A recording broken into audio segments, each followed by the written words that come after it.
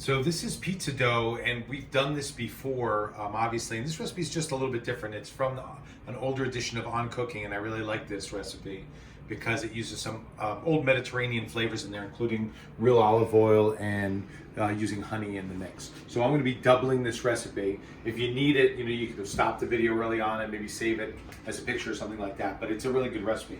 So I'm going to start out with dry yeast, the kind you buy, they sell it right by the egg department.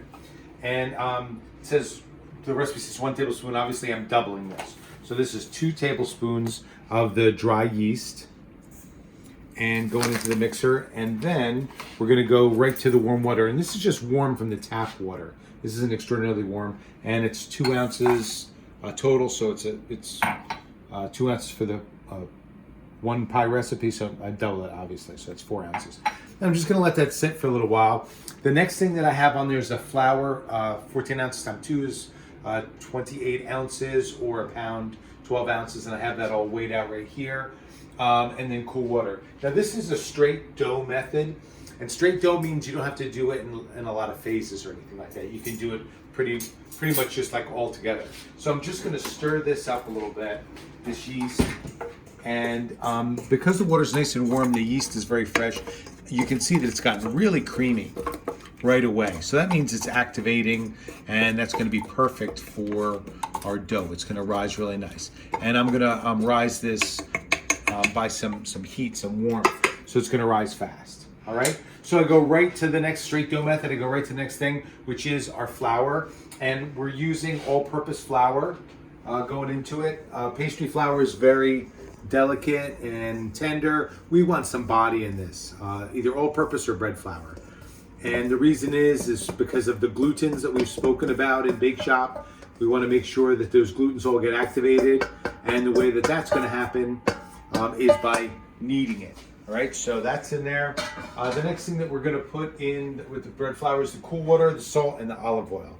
So right on top of it, I'm going to pour the cool water. Okay, and that's doubled 6 and 6, or 12 ounces of cool water.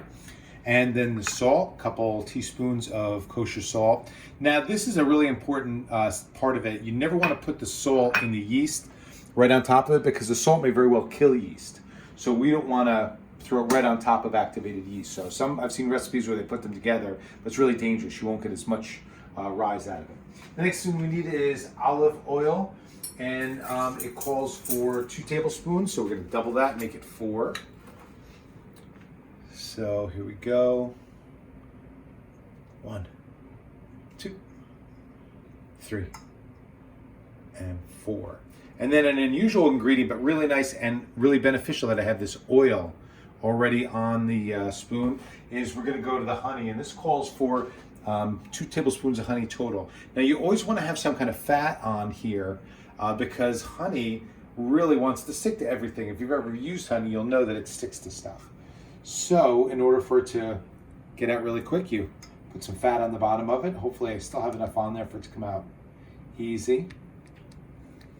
And that way, otherwise, honey would just like stick to the spoon. And yeah, came off pretty nice, didn't it? Nice and clean. And that's it. Now we're going to knead this for about 5 minutes. I'm going to split it into 4 loaves. They're going to double. I'm probably going to split them one more time. And then I'm freezing some of it, and then we're going to make pizza tonight.